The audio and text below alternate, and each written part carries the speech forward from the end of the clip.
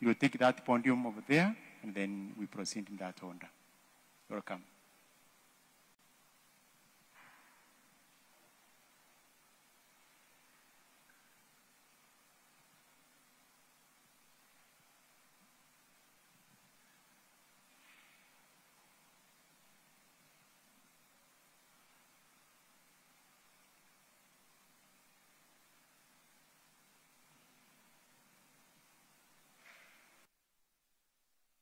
As we are preparing to listen to eulogy, we will be in this church for around 12, so that we proceed outside for the next function, so that by 1 o'clock, the other mass will be starting. So, karibu sana, welcome, Master of Ceremony. May I request if Professor Mwanda is here, please? Is Professor Mwanda around? Yes. You'd read the eulogy for us from this spot, please. Thank you.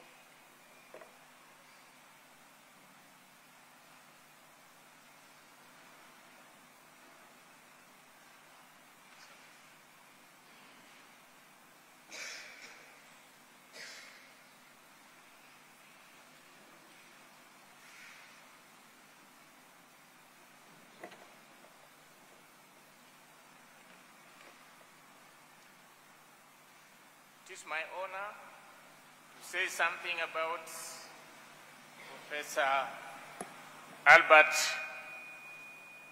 Omore Magoha. And this time we're celebrating his life.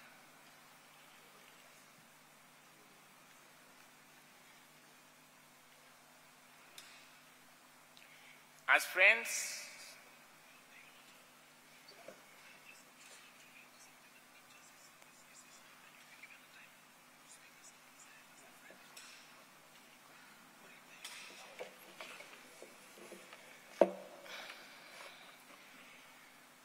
sorry about that.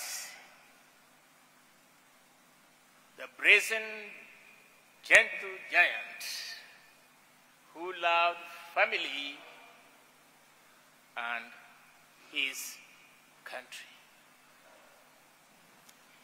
Gilbert George Omore Magoha was a legendary academic surgeon, an administrator, an educator, and public servant. Magoha projected the image of an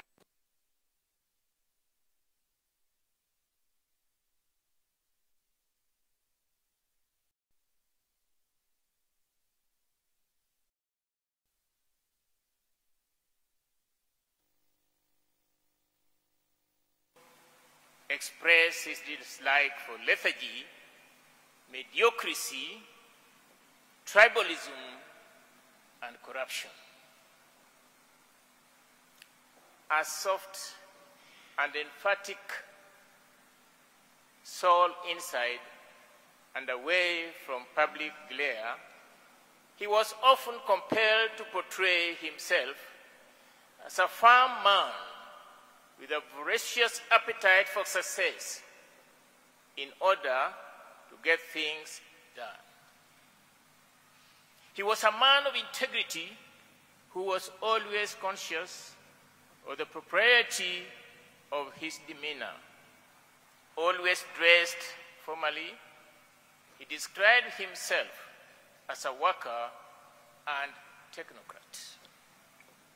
His life was undergirded by a strong belief in the power and potential of the triad of health, education, and faith, and not necessarily in that order. Underneath his commanding persona was a deeply religious man who promoted Christian values at both the family and the national level. He had close association with the church in Nairobi, Nigeria, his home game, and wherever else he went. portrayed in the office. The word God is good all the time was always in his mouth. This is one scientist who loved to quote the Bible and kept reminding his colleagues that he was doing God's work. He contributed to church fundraisers and helped to build many churches.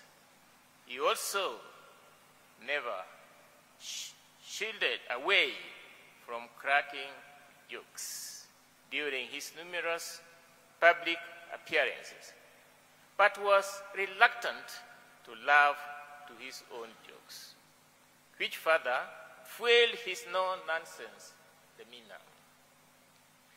Professor Magoha believed that education could change people's lives.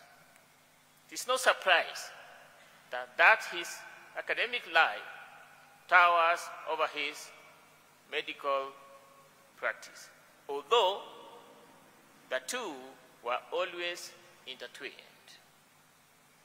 He taught medicine for several years, beginning at the junior level and rising to the very top, a full professor of medicine with a specialty in urology that he used to say, "Let the waters flow." And leaving a track record of enviable path, breaking research in a branch of medicine known as urology, before assuming the helm of Kenya's education docket as the Cabinet Secretary for Education. That was the present giant who loved the family and the country.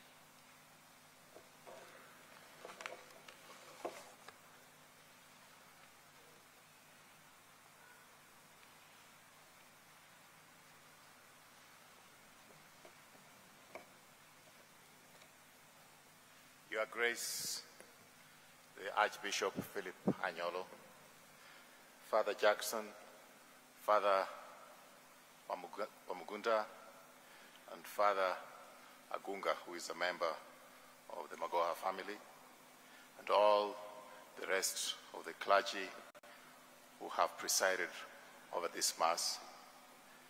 We thank you for your service to our departed brother, and we thank you for your service to humanity.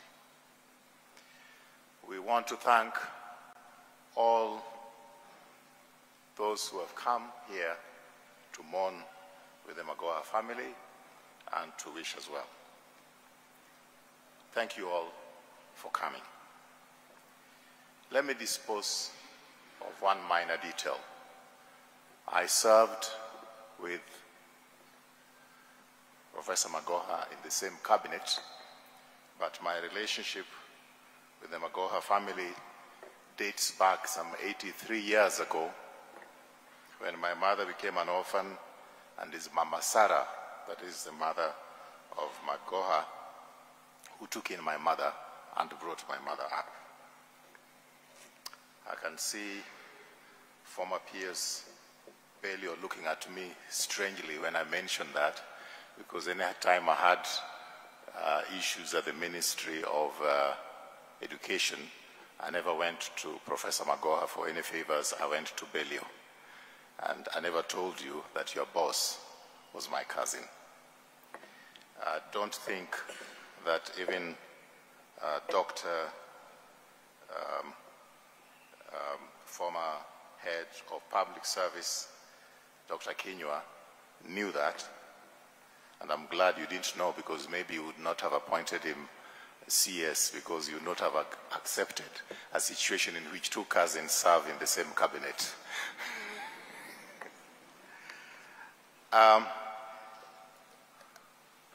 So I'm here as a member of the family, not as a former CS.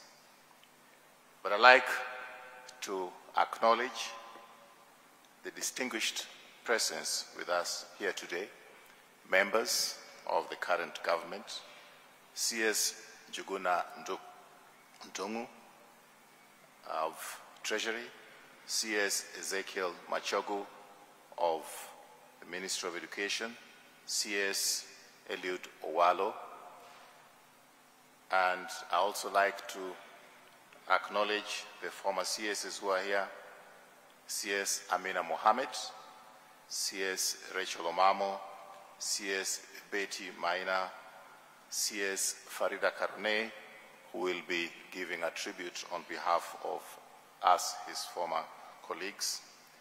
I've mentioned former head of civil service, Joseph Kinywa. I'd like to acknowledge the distinguished presence also of Professor Kiamba, who worked with Professor at the university, Professor Mbithi, Professor Mugenda. I'd like to acknowledge respectfully the presence of members of Parliament, Elisha Odhiambo, Member of Parliament for Game, who has worked with the family during this difficult time. Honorable Mboko Amalemba, I'm told, is also here. I've mentioned Belio Kipsang, Dr. Sarah Ruto. I like to say thank you very much for coming, and please forgive me if you are in the congregation and I have not acknowledged you. Just as I've owned up to the fact that I'm here as a member of the family and not as a former colleague in government, the family has decided and requested most politely that on this occasion we keep the service dignified and that there will be no politics in our encounter in this church today. Please bear with us as a family because it has been difficult. In 2021, we buried again one of the brothers of Professor Magoha, and it was a twin funeral in 2021 in January. It was a twin funeral. It was Arnold Agunga and his daughter, Dr. Magoha, and they are buried on the same day. On the day before Professor's death, I was at his house discussing the details of the funeral of Professor Nyabera, his brother, who died in the United States. And in some strange way, he said, Raphael, we are losing and burying our younger brothers, because he referred to the fact that I also buried my younger brother and he was there for me. And he said, we should be ready, because our time can come anytime. A day later, he had passed on. On the day that he passed on, that evening he was supposed to go and receive the body of his brother Nyabera, only for his brother's body to arrive when he was in the same mortuary. So we have gone through a difficult time. So bear with us, please, no politics. Having said that, I like to say that we must give chance to those who are in this program, but I want to request that please make your statement in 3 minutes or less, because this church has been very kind to us. This program has to end by 12 noon. There was another program which was pushed just to accommodate us. We thank the church most sincerely, and we should obey the time limits, because there are many people on the program, as you have seen. I'm requesting that when you come here, you will keep it as short as possible. So, without any further ado, I'd like to request the representative of the Sagas, Dr. Jegere. Thank you very much, sir.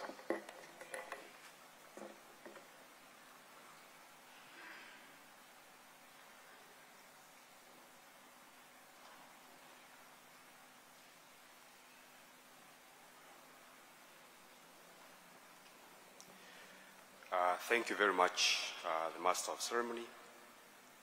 In the interest of time, allow me not to go through the protocols as they have already been done. I am honored to make this tribute on behalf of the Ministry of Education SAGAS. I am sure they picked me because Professor Magoha has left an indelible mark at the Kenya National Examinations Council, where I am the CEO. I am also sure they picked on me because I was Professor Magoha's education advisor from the point he was appointed as the CS Education. Professor Magoha was brief, precise, and to the point, and I will emulate this in my tribute. Professor Magoha will be remembered for many things by the SAGAS, but the CEOs who are present here today will agree with me that the most outstanding that he epitomized were two very important principles in public service. And these are effectiveness, that's about results, and efficiency in service delivery. Every CEO present here will tell you that Professor Magoha would make it very clear that effectiveness and efficiency in service delivery were non-negotiable. Anytime he called you to his office, 10th floor, Jogo House, the CEOs will tell you it didn't take very long to know which side of these two principles had precipitated his audience with you. If you are on the wrong side, the conversation would go something like this. If I can use my illustration, this is how he would do it. As soon as you enter the door, you know his finger, he would point that finger at you and say, Dr. Jegere, this is not personal. That's how he always started. This is not personal. So that you don't feel like he has invited you there on anything personal. And at that point, if he told me this is not personal, my adrenaline would start surging. I would start looking for explanations and the remedies because I knew that there is something here that has not gone right.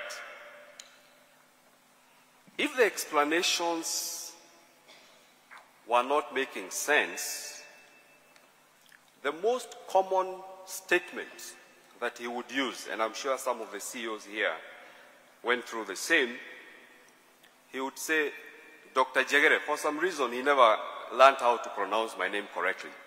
He would say Jegere. He would say, stop right there. I want you to go and sit somewhere, record what you are telling me, then listen to yourself. Of course, he was inviting you to reflect on what you are telling him. And then he would give you very precise guidance on how you would tackle the issue at hand.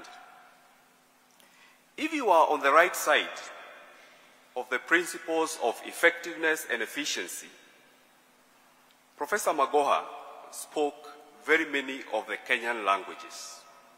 So for me, the opening statement from the door would be, Mutogoria. At that point, I knew everything was okay. And he would go on to explain how things have been done well and how we should continue building on the things we were doing right. That was Professor for you. Forthright, not missing words, and focused on results and not anything else. As a tribute, therefore, we as CEOs in the SAGAS and in his memory, we will uphold the principles of effectiveness and efficiency in public service. May his soul rest in eternal peace. Thank you.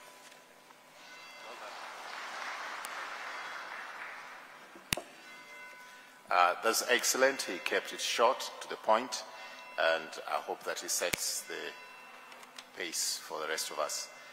Next to come is the representative from the Kenya Medical Practitioners and Dentists Council, I guess. KMPDC, who is that? And that person gets ready. We have also the representative of the University of Nairobi. And next will be Maseno University representative. Let me ask that if you're on the other side, please just come here as I mentioned your organization, so that we have some extra seats. You can sit here, so it takes less time to come up here. And that will be followed by the director of Starehe Boys Center, who is already seated here. And we'll follow that with a representative of his friends, Professor Mwanda, who read the eulogy already, a representative of doctors and surgeons, representative of former colleagues, that will be CS Farida Karone, and representative of the Ministry of Education, the ambassador of Mali, the ambassador of Nigeria, in that order. I'm just saying this because I want everybody to come close by. Yeah, we have some extra seats over there so that you could just be close by. So, representative of KMPDC, please come.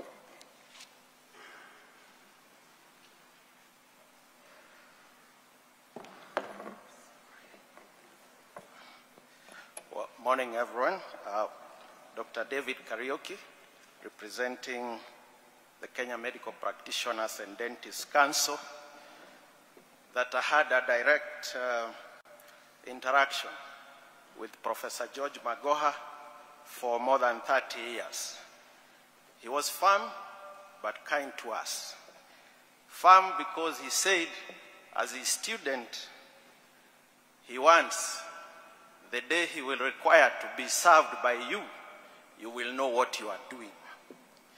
So he didn't care about how he treated you then, but he was very considerate. We all knew him in our own ways. Some as a driver without a reverse gear. Once he decides to move, he doesn't see a wall. For the 30 years, he has made remarkable contribution and service to the Kenyan health sector. It was with shock that we received information that Professor George was no longer with us.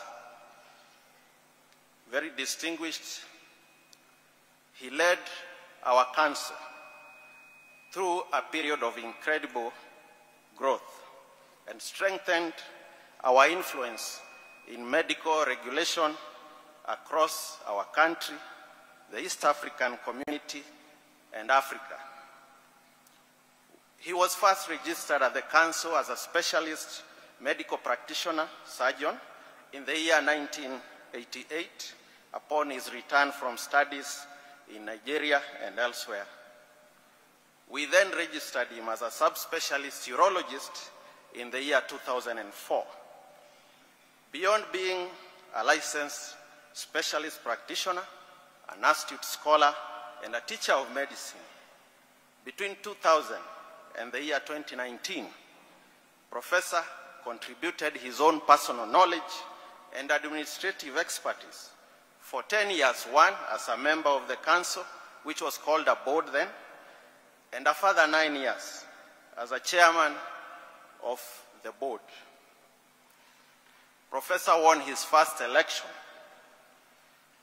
not a political one, a professional election, to serve on the board of the Kenya Medical Practitioners Council, because those days, doctors used to elect somebody they think is going to advance their concerns, and Professor was elected for that. He won for a second term. After the second term, the government, through The Minister for Health then recognized his dedication and appointed him as the chair of the medical board, a position he held until he was appointed a cabinet secretary for education. During the time he was with us at the council, Professor contributed to the numbers of medical practitioners in this country. When he joined in 2000, we only had 4,900 medical practitioners general in the country. By the time he left active service in the board, we had 11,768. 2/3 of these were done when he was our chair. Number of specialists increased sixfold, from 445 to 2,900 during that period. He has also helped us to make sure, because of his dedication and need for quality health services, guided the council in producing and developing many documents, policies, guidelines that as today guide the training, assessment, registration, licensing, and fitness to practice and the discipline of medical practitioners in Kenya. His uncompromising and no-nonsense approach, coupled with his ability to inspire and challenge us, to sacrifice and do our best, saw him lead the council in constructing our current 4-story modern complex. Just to say that when he was appointed cabinet secretary, the building had some loan that had not been paid. He said he's not going to be appointed, to be sworn in if it had not been paid. And my colleague, CEO before me, Mr. Yumbia, who is with us, made sure it was paid before Professor Magoha was sworn in. So where we sit today, thanks to Professor, no one will get us out of that place. Even in the best of times, he reminded us that the work that we do can be challenging and demanding, but it is always achievable. And it's the spirit that we are taking forward with us. Beyond our borders, in the East Africa region, Professor led the medical councils of the East African community in ensuring that the countries in East Africa can be able to share medical practitioners when needed. And so he led in the development of joint checklists, joint documents, guidelines, and curricula for medical schools across East Africa, which we use today. So today, our Kenyan practitioners can easily work anywhere in East Africa. In 2013, Professor was again elected as a president of the Association of Medical Councils of Africa, under whom he has developed many protocols that eventually we believe will make easy for medical practitioners to work across East Africa without having to undergo examinations.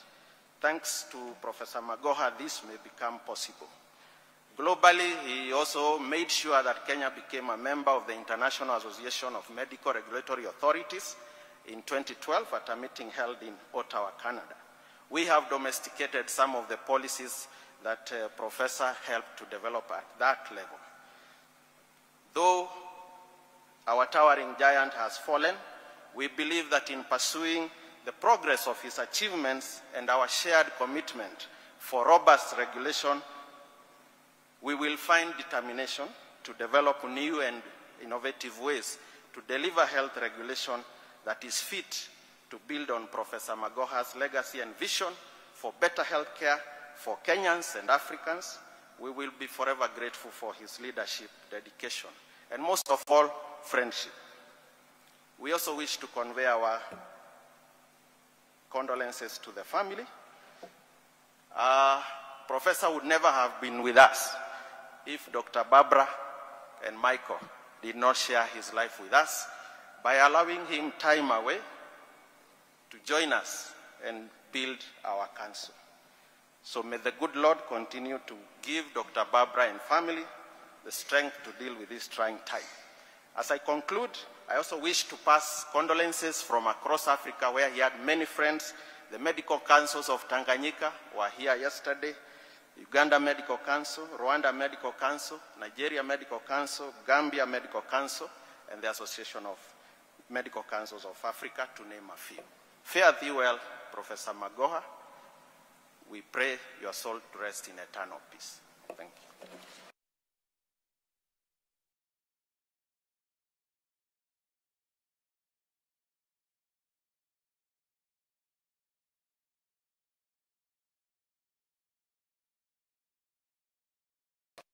Acknowledge the presence, the distinguished presence in our midst of Honorable Meli, Member of Parliament for Tinderet.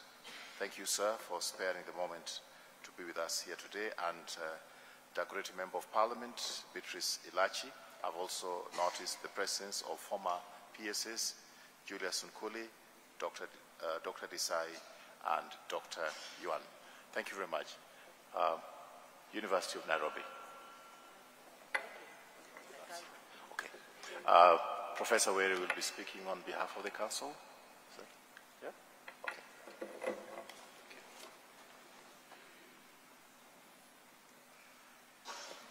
Greetings to all of us who are sad about this early death of Professor Magoha, because 70 is quite early. But we thank God that his contribution is like he lived for 500 years. I begin by giving condolences to his family. We who worked with Professor Magoha were always aware of how important his presence and his contribution was to the well-being of society. And so, to be in his family and lose him must even be more difficult. We extend our condolences to you, and we shall keep you in our prayers. In my role as the chair of the University of Nairobi Council, I just want to mention some of his contributions to the institutional development of the University of Nairobi. Professor Magoha joined the University of Nairobi in 1988 as in the Department of Surgery, and he soon became the chair of that department. Then he became the dean of the medical school of the University of Nairobi. From being dean of the medical school, he became principal of the College of Health Sciences, which puts all the medical studies together, including dentistry. From that position, he became the Deputy Vice Chancellor of Administration and Finance in the university, and subsequently the Vice Chancellor of the University of Nairobi from 2005 to 2015 for 10 years. So you can see how extensive his involvement was at the top level of each institution he worked with. He was deeply appreciated, and we appreciate his contribution. As we see, he brought the University of Nairobi to another level by his style of effectiveness and efficiency. And he left a much stronger university than one he found. And so death has taken him away. When he retired from the University of Nairobi, as you know, he became a cabinet secretary and was already contributing, and then he retired from that. So we are grateful that God gave Kenya such an outstanding person and such an outstanding professional, both in medical things, but also in overall administrative capacity. We pray for his family, that God will keep them well, and for all his colleagues, that God will keep the work that he was involved in going. And may the Lord God Almighty bless and rest his soul in eternal peace. Thank you.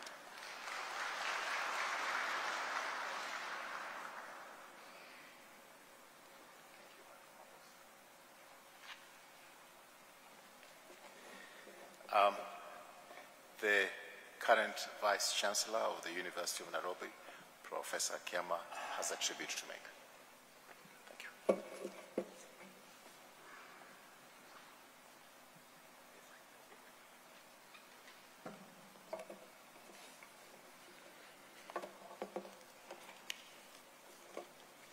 To the family of Professor Magoha, to Babla and Michael, who have in their own right also been members of the University of Nairobi community, and all of us here, we pass our condolences.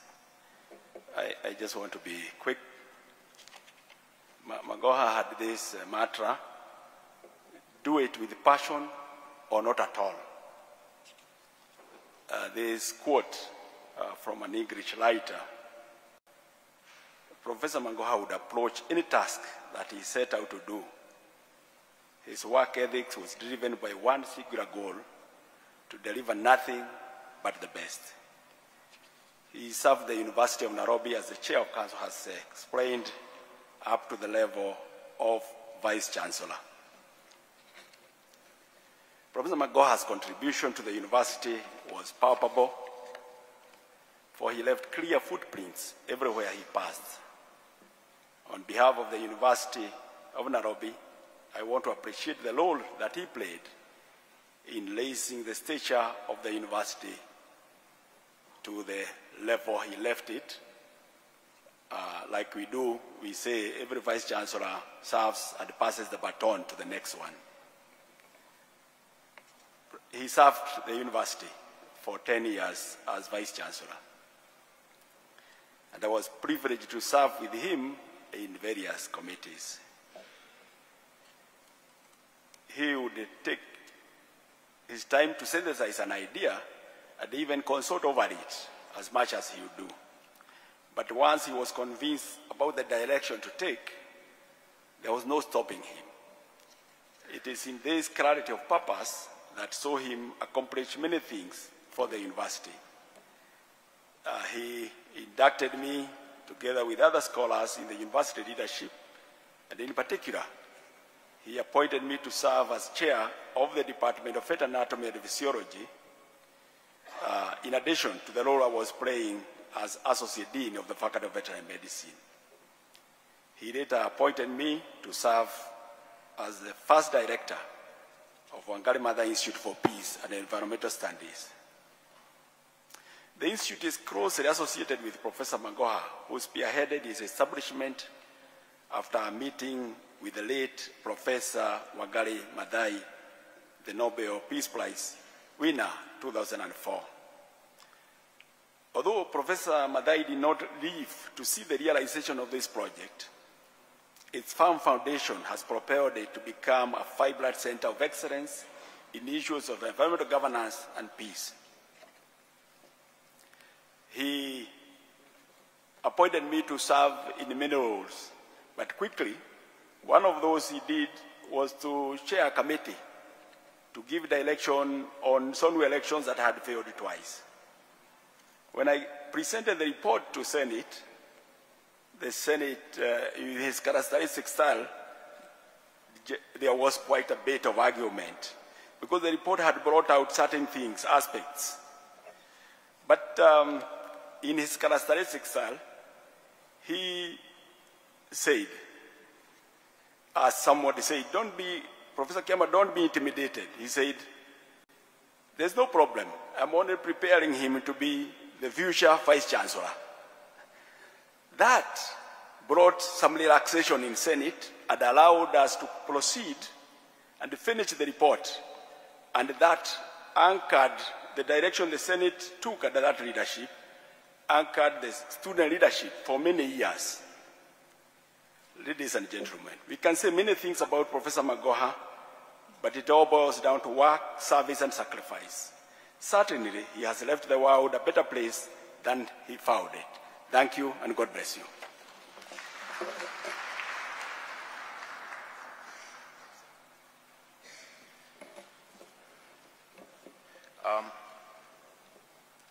Professor Magoha looked forward to establishing or helping the establishment of the Department of Medicine at Maseno University.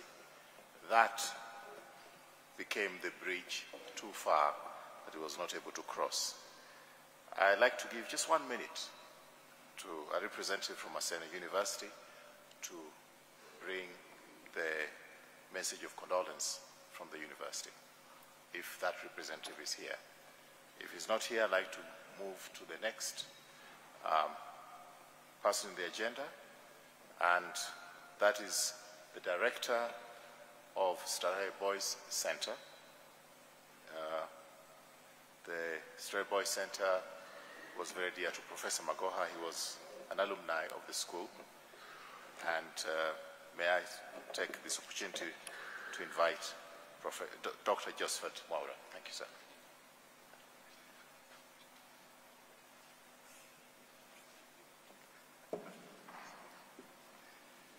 Thank you very much, MC. And just for clarification, over these last few days, I have spent a lot of time with doctors and professors, and some have started calling me doctor. I am not one of them. I cannot claim that title. I am a simple CPA, not even FCPA, but most people call me Josephat, and those close to me call me Jos.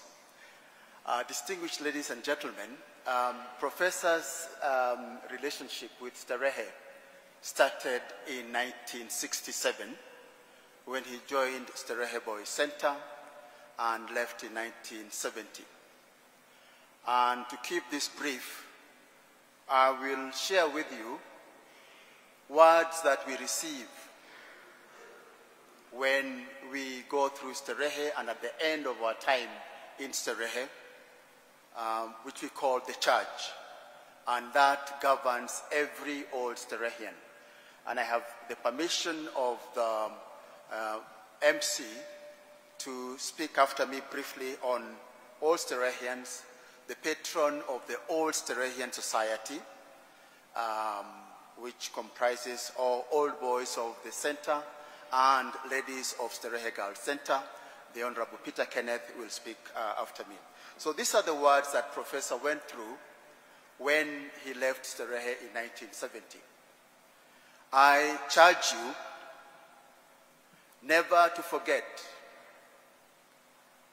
the great benefit you have received in this place. And in time to come, according to your means, to do all that you can to enable others to enjoy the same advantage.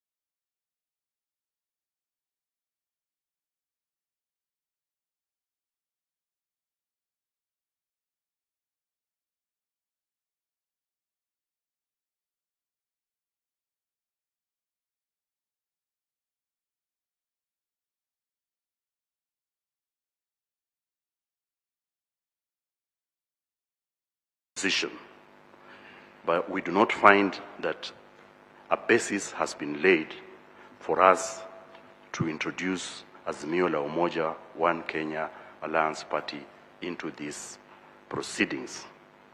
Now, the second question, the second issue that we have noted is that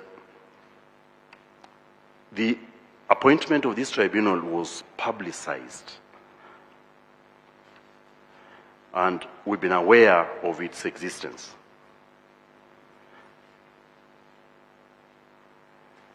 a number of witnesses, in fact, majority of witnesses have testified. We were told yesterday that we were only left with 2 witnesses. The choice to come into the proceedings now, when we've been aware of the existence of this tribunal, and noting that the commission to us, the mandate that was given to us, asked, among other things, that we be expeditious in the question whether or not to recommend the removal of the commissioner.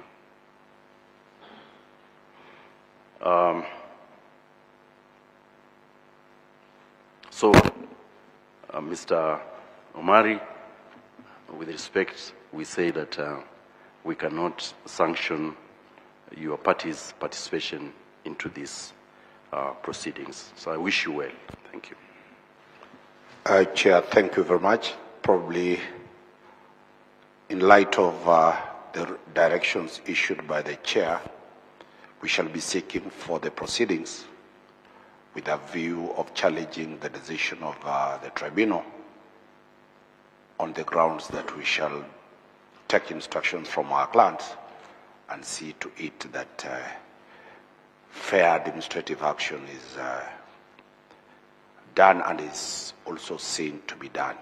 But for now, we respect the decision, we'll abide by it, but we shall be, if kindly, be facilitated with the proceedings and the ruling for us to take instructions on the way forward. Thank you very much. Yes, we shall make great effort to make sure that you are availed the proceedings and the decision in its length as soon as possible, so that you can take whatever appropriate action that you seek to do. Thank you very much. Much obliged. Goes to shots. Oh, it's an Asensio classic. That is what he does. Oh, and there it is. And the Sanchez Pizjuan erupts. Watch the Kings of Europe play to their own beat. La Liga. Optivin is a one-stop shop offering investment solutions to you. Our projects are suitable for immediate residential settlement, commercial purposes, or futuristic capital gain. We have prime plots in Kiambu, Thika Gatanga Road, Machakos, Kisumu, Kitengela, Nyeri, Nanyuki, Naivasha, Narumoru, Malindi, Konza, and Kajiado. As we think of you getting value in our properties, we have also made them very affordable. Hence, you can find a project from as little as 149,000 Kenyan shillings with affordable installments.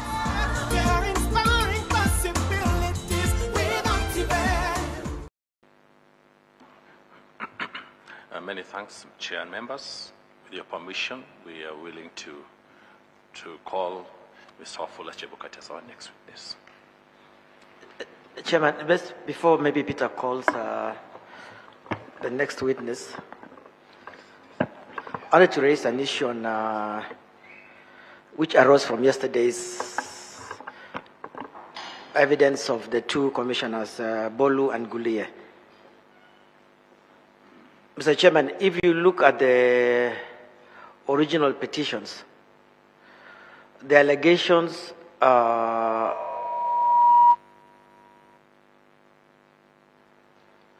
the foundation basically of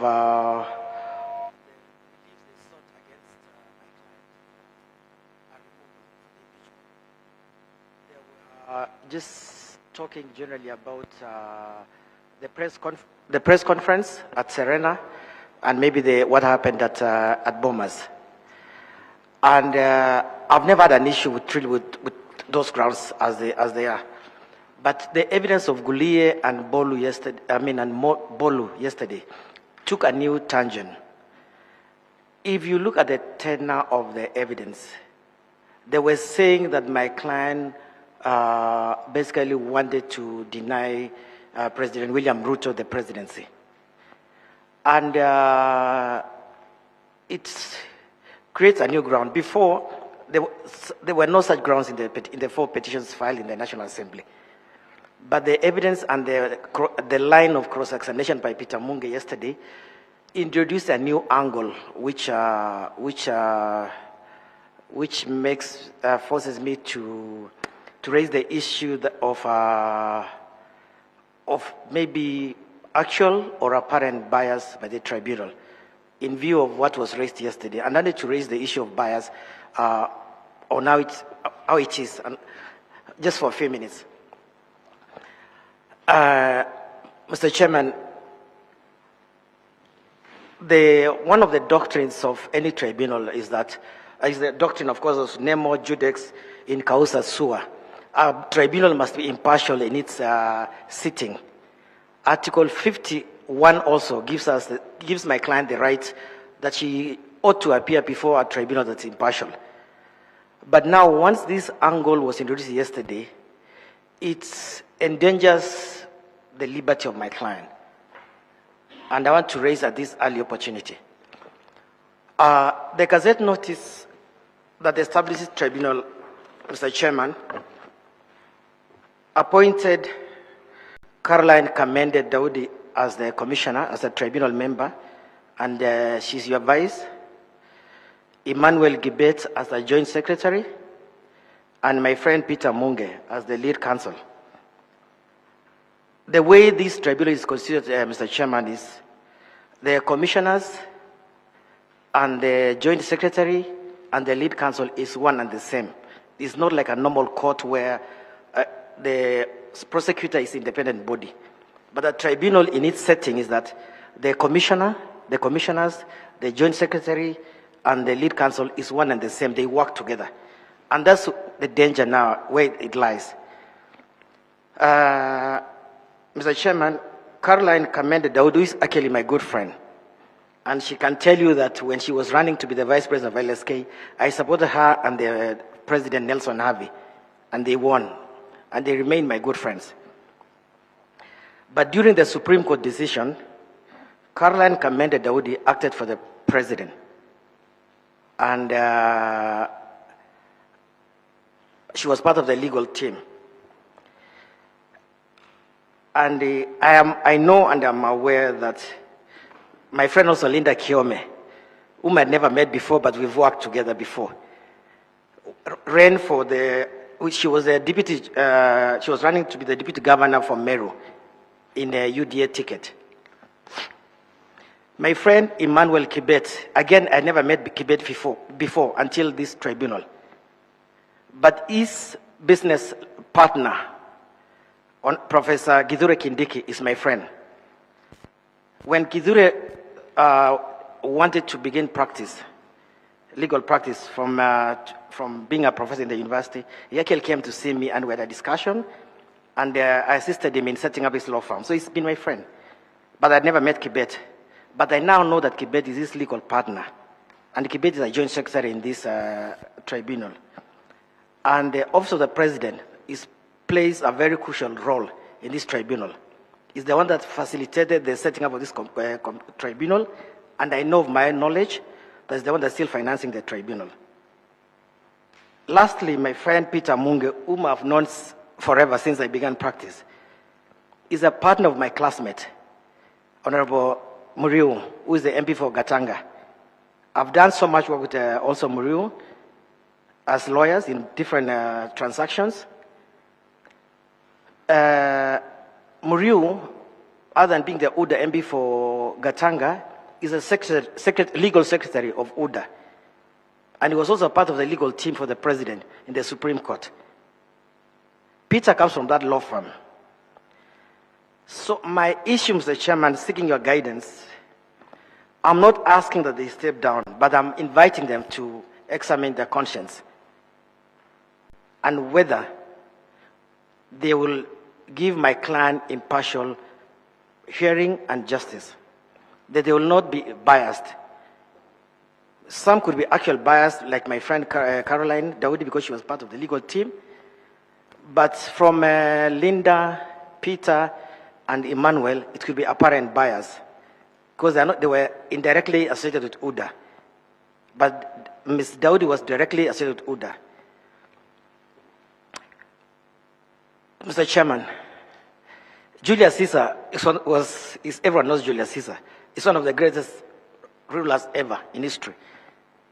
His wife Pompey There were rumors in Rome that his wife was sleeping with a nobleman.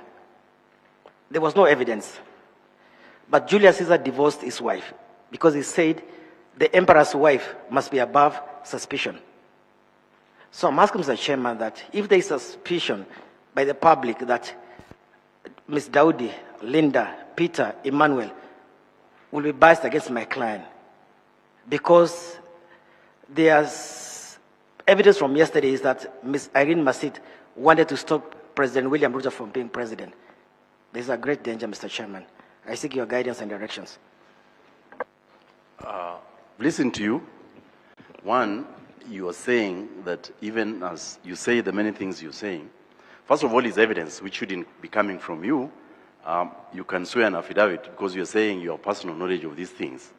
And so ideally one should have seen an application for recusal, but you are saying, I've just listened to you, you don't want recusal, but you're asking that people should just examine their conscience generally. So we leave it at examining conscience. But I think, Mr. Donald, either you want recusal or you don't want. Because what would be the reason of saying the things that you are saying? But secondly, at what point does it become known to you? And I've just been listening to you. You said you know Munge, you say you know Linda, you say you know Kamende, you know all these people. At what point does it start appearing to you that there's bias? Now, but more important, and I've just told Dunstan, you know, the evidence that is tendered here, if it doesn't relate to petitions that were filed and the grounds in the petitions, it's just that, isn't it? Because we are limited in our dealing with the questions at hand on what is it that was complained against your client and whether those complaints have been substantiated, sufficient enough for us to make a determination one way or the other by way of recommendation. So I hear you to be saying, examine your conscience. You don't represent Kenyans, you represent a client, a specific client who has a name. So that we can make progress, I will ask that we proceed. But your point has been made, Council. Mr. Chairman, you asked me when I got to know. As I said, I don't want us to get into that discussion. I was just saying. No, because you're asking me. I wasn't asking okay, because fine. I want, it's rhetorical. Okay. Well, I want us to proceed. Thank you, Chair. We are also taken aback by, political statements at times made for purpose of headline tomorrow, but we are ready with our witness. Thank you. Okay. Mr. Chairman, they're not political statements. I am saying they are not political statements. They arose from yesterday's evidence. So, yeah.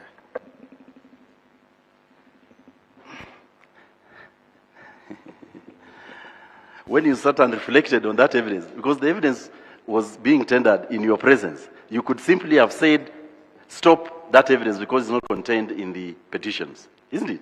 You sat through, you let it come through, and then now, a day later, you're saying, let's go back to that evidence. If you want it expunged from record, you will make an appropriate application in that regard. Thank you. Thank you.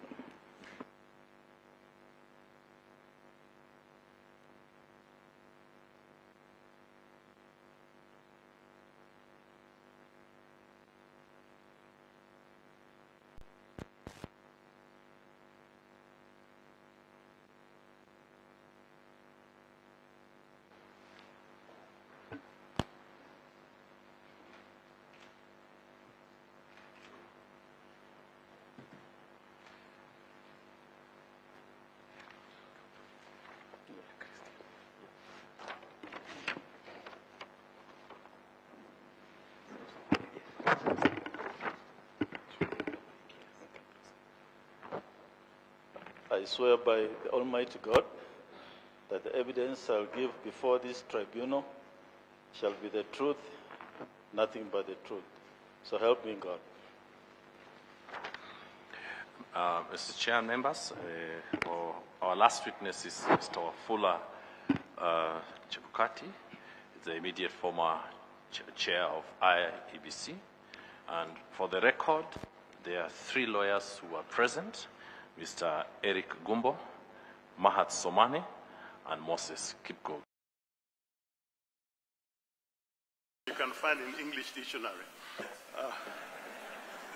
The only interest, the only important verse that has never been included in the Bible is do as I say, not as I do. So yesterday I told people not to read their speeches. That was me saying. Now I'm doing opposite. I'm going to read a speech. To the family of the Magoha, on behalf of the medical fraternity, I bring our sincere condolences on the loss of our dear colleague. We know the medical profession is used to witnessing death, but that does not take away the pains of death when it takes one of our own profession. Death, taking a precious life like that of Magoha, is very painful. And extraordinary doctor he was. It is said that to lose people we love is very painful. And though we say that we cannot lose love because death cannot touch love. The sorrow we feel when we lose a loved one is the price we pay for having them in our lives. Magoha was a man of good heart, cared about friends and family. He contributed to the development of every single person he met on his path. He mentored many and sowed the seed of greatness in many things. He was an inspiration to many people. Although nice things are said at funeral like today, it is sad that most of us will not be able to hear the same things said to us. He was always an inspiration to all. He said what he meant and meant what he said. He lived beyond humans, and his thoughts were always revolutionary. While we mourn a colleague, we pay tribute and celebrate a life well lived, a life committed to building excellence and standards in every way. Not many doctors leave such a legacy of such dedication to excellence. He will be missed, but never will be forgotten by those who are fortunate enough to have known him. He made many people great. Some people are born great, others made great, others have got greatness thrust upon them. But he was a great man and made people great. Thank you for leading a great and fulfilled life. The rivers of sorrow. Life is like rivers. Eventually they go where they must. Drinking from the rivers of sorrow sustains a different kind of life. The river is hidden from the rest of the world. Tears drip from my chin and fall into an endless flow of liquid love. The river sparkles with beauty for life and death. Even as the rivers and the sea are always one and meet eventually. Death is not the end of the journey, but the beginning of another journey, a journey that we shall all take, and we shall all meet the end. Rest in peace, our departed friend, Omore.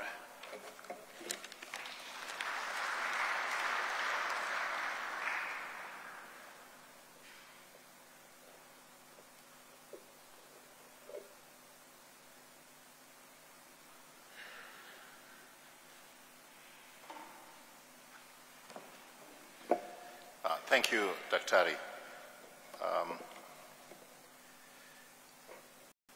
He speaks so well, he should have been in politics, but I think you're more useful in your calling. I'd like to acknowledge the presence of former Minister for Education, our senior Professor Ongeri, and I'd also like to acknowledge, if I didn't by any chance, Senior Fred Gumo, former Member of Parliament for this area.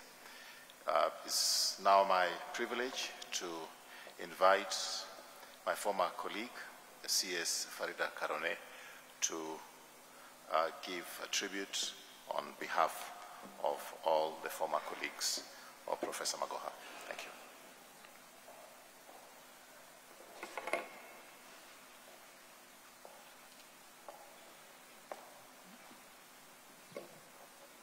Thank you, Raphael. Please allow me to observe the protocols that have already been set in the interest of time. Dr. Barbara, Dr. Michael, and the extended Magoha family, on behalf of the colleagues, the former colleagues of Professor, and we are led here by the former head of public service, Dr. Joseph Kinyua, former colleagues in cabinet, former PSS, and technocrats who worked with Professor. We bring our deepest condolences to the family, and we want to tell you that we stand with you during this difficult time. Dr. Barbara, if you allow me, permit me to thank His Excellency the President, because when Professor passed on the 24th of January, as former colleagues, we quickly came together to support the family, and we were given great support by the government of Kenya. So I want to thank His Excellency the President. I want to specifically mention, through the Minister for Interior, the PS for Interior, Dr. Omolo, the PS for Education, Dr. Belio, and through you, Dr. Belio, to the Kenya Literature Bureau, because without your support, it may not have been possible to pull off this function. So we want to honor you and appreciate the contribution and the support you gave us as former colleagues of Professor. As former colleagues, Professor served with us and led by doing. What we learned from Professor is that if you have chosen public life, then you had better be ready to serve with honor and integrity. And I think all of you who have spoken about how Professor always tried or endeavored to be a dignified man, to lead with honor and to lead with integrity. The other thing that he taught us is to always be dependable and trustworthy. And as former colleagues, Dr. Barbara, I hope you have found us trustworthy and dependable, because that is what Professor would have expected us to do. During the meetings of the committee, and I think our colleague Raf will say that, we always were saying, if Prof was here, he would have thought we were jokers if we behaved this way. So can we get a little bit more serious? So Prof was, it is true, people thought he never smiled. But in our chit-chats while we were waiting for cabinet or waiting for meetings, he was always a very humorous person, he was very kind, and he was a very, very loyal friend. Speaking from personal experience, I lost my father in 2020 October, and a year later I lost my sister. On both occasions, he traveled all the way to Nandi to come and support my family. So that is the person that Professor Magoha was. He was very loyal, very dependable. So as we mourn him, if he leaves anything behind, those of us in public service, if you can just be what he was, this country will change like you can't believe it. The other thing, apart from the integrity, the efficiency and effectiveness that Nick spoke about, this is a man that you could not fault. He would be very rough on you, by the way, once he lost his title. And I thought he was going to beat me up. You know, he was a very heavily built man. Then he came and told me, Farida, how can I lose my title and you're the Minister for Lands? Because we were very good friends. I asked him, Prof, can you calm down? What do you mean you lost your title? Then he said that he had gone to City Hall and found that somebody had changed his title into his name. So I told him, relax. The custodian of title to land is the national government. And for as long as I'm here, your land will not be lost. So I actually got his file, kept it in my office, and made sure that it was digitized. So I told it, even if I'm not Minister for Land, your title will not be lost because I've digitized it. So that was the man who Professor Magoha was.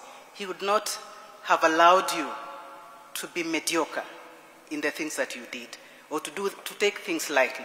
He used to say that public service is a calling, and indeed it is. So when you're in public service, he would say, don't worry about resting. There will be plenty of time to rest in the grave. So he was always on his feet. I'm sure you saw him. He went to almost every school in Kenya. I don't remember a school that Professor didn't go to. There's a photo that I had wished that we had used. Him coming out of a very tiny Manyata. And you know, he's a very built man, so he had to squeeze himself into the door of the Manyata. That was Professor Magoha. He served by doing. He led by example. He did everything in his power to make sure that our country was a better place because of the service that he offered. So if we're to learn anything from him as servants in our country, not just public servants, anybody, if you're a CEO of an organization, if you're a teacher, if you're a church minister, whatever you are, always remember to do things in the interest of humanity, because that is what Professor did. And as we all spoke and prepared for his funeral, I couldn't help but thinking, what will people say at my funeral? I think I can leave you with the same question. What will people say at your funeral? Will they remember your good deeds, or will they remember the terrible things that you did on behalf of other people? I thank you for your attention. Barbara, we continue to condole with you. We'll support you to the end. And we pray that God may give you grace. For Professor, we pray that God may be pleased with him and rest his soul in paradise. I thank you very much for your attention.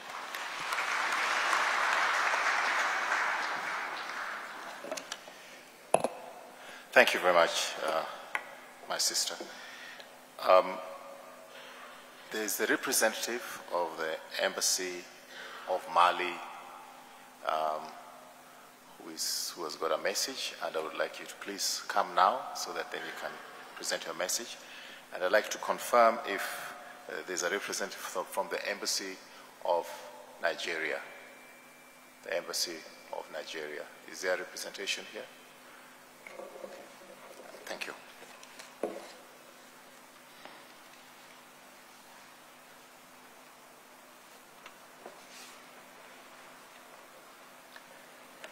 Thank you very much to give me a floor to speak behalf Embassy of Mali.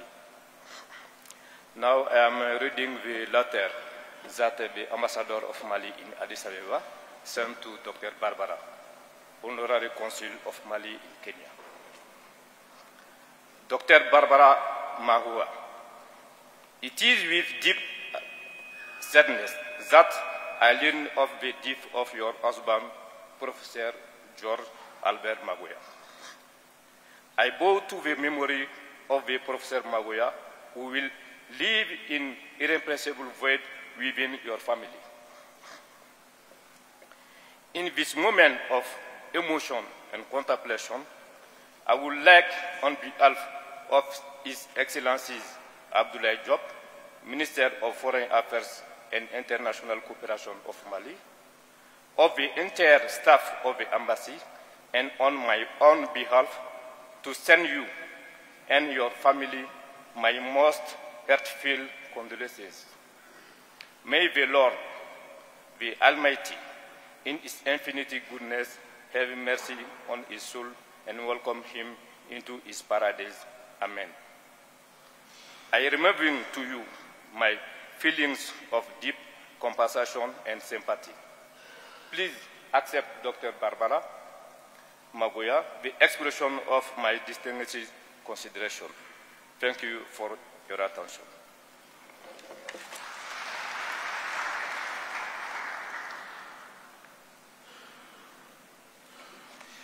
It's very gratifying to see former ministers of education in this country who are able to make it come, and I've just been told that the Honorable Olo Aringo, who was also former Minister of Education, is in our presence. Thank you for coming. Before we go to the side of the government, which we have a special tribute to give to, the Member of Parliament for Game is actually listed to talk in Game. But being the Member of Parliament for Game, and I'm going to Game tomorrow, I just want to be in his good books. So I'm going to ask him, please say one word to welcome the people to Game, where Professor Magoha comes from. And on the same vein, I want to thank him for his personal assistance. Beyond being a Member of Parliament for Game, he has been very supportive to us. God is good, and all the time. To the family of the great Magoha, to Auntie Barbara and Dr. Mike, I'm here to eulogize your loving one, Professor Magoha. Sometimes, when I was looking at Professor Magoha, I was wondering whether those who have gone to school, the professors who are here, have been able to do research on the correlation between management competence and somebody who has studied medicine. Because my little perception has always been that those who study medicine are better in the hospital. But Magoha proved it otherwise. That is an enigma in management competence. So we'll miss him for his brevity, for his forthrightness, for his firmness. I remember one day, one of the MPs from Sierra had a bit of argument with him. So he called me and asked me, Elisha, how do you do these things? This colleague of yours wants me to go to jail. He wants me to do something I can't do. Incidentally, this gentleman had gone with some Chinese to Professor Magoha's office, looking for tender. So when I finally put them on a telephone conversation, there was a heated argument between the Member of Parliament from Malego and Professor Magoha, until I had to cool them down. In the midst of all this, he told my colleague that, you know, there are procedures. And at my age, I don't want ESCC to come to my home. I know at least he was honest and forthright from that story. The Bible tells me a few things. Dr. Barbara, if you read the book of Psalms 39 verse 4, it says, Lord, show me my end. Show me that my life is like a phantom. May all of us who have come to eulogize Professor Magoha remind ourselves that this life is like a phantom. And the same Bible, first book of Chronicles, 4 verse 9, the prayer of Jabez. May that prayer of Jabez take care of your home. May the Lord protect you, expand your territory, you and Michael. And I know that for sure, the Lord that takes care of widows, as put in Revelation 21 verse 3, will wipe your tears. May the good Lord that I worship rest Professor's soul in eternal peace. Buenos Dias, now that you are here, convey our heartfelt, convey our message to the President that we are grateful for the support he has given us. And the PS of Molo, Raymond, I'm very grateful, and you and Owalo, you have walked this journey with us. And for all of you, I welcome you to game. Don't carry stones, because if you throw a stone, it could land on the head of a professor. Thank you.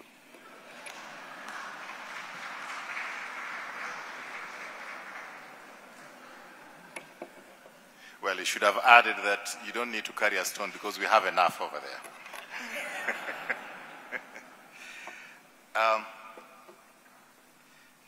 Just to take the cue from where Honorable Member of Parliament has left us, I know we're going to have a vote of thanks by one of us, but on behalf of the Magoha family and the extended family relatives, I'd like to especially acknowledge the very, very gracious help and assistance that we received from the government of His Excellency President William Ruto. Please do convey to him our gratitude and for standing in the gap to help with respect to the logistics, to help with respect to finances, and we cannot thank him enough.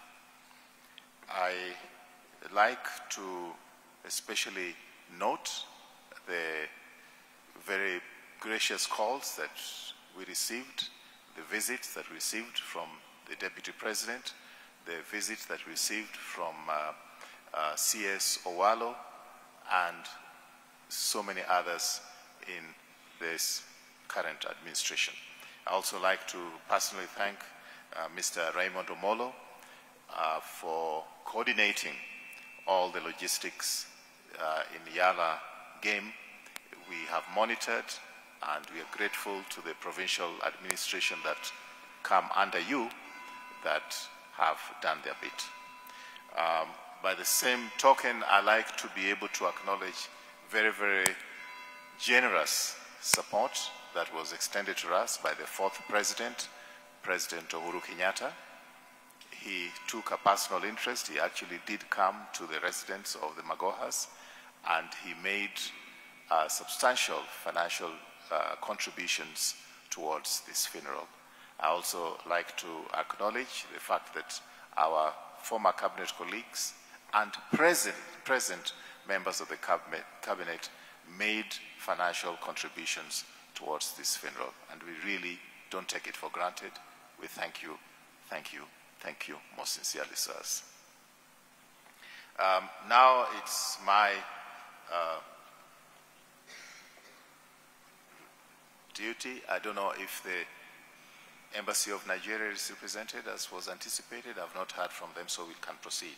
Now it's my responsibility and duty to request the Minister for Education, Honorable Ezekiel Machogu. Sir, it's your turn to talk, and we thank you most sincerely for honoring your predecessor by your distinguished presence. Thank you, sir. Thank you very much, MC, Your Grace, the Archbishop, the family, Dr. Barbara and Michael Magoha, and all of us. Before I make my statement, I want to acknowledge my colleagues who are here. We have the CS National Treasury, Professor Juguna Ndungu, please stand. And we also have my friend Erio Duwaro, who is going to make a statement on behalf of the Kenya government. Please stand. We have several permanent secretaries with us here, and I want to request in a second Brother Umoru to come and introduce the principal secretaries who are here in 1 minute before I proceed.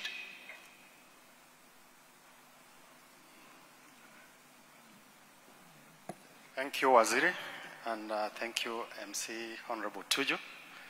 To the family of Professor Dr. Barbara and Dr. Michael and the extended family, first of all, receive my sincere condolences and best wishes as you go through the last journey of Professor. Mine is very simple. I'm Raymond Omolo, the Principal Secretary in charge of National Security, Internal Security and National Administration. And they are my colleagues. I would ask them to stand up so that I introduce them. So there is Dr. Belio Kipsang, who previously worked with Professor and is currently the Principal Secretary for Basic Education. Then there is Dr. Beatrice Inyangala, who is the Principal Secretary in charge of Higher Education. I think that's it, Waziri. Thank you. Thank you very much, Principal Secretary. Before I make my statement on behalf of the Minister of Education, I want to make a disclosure.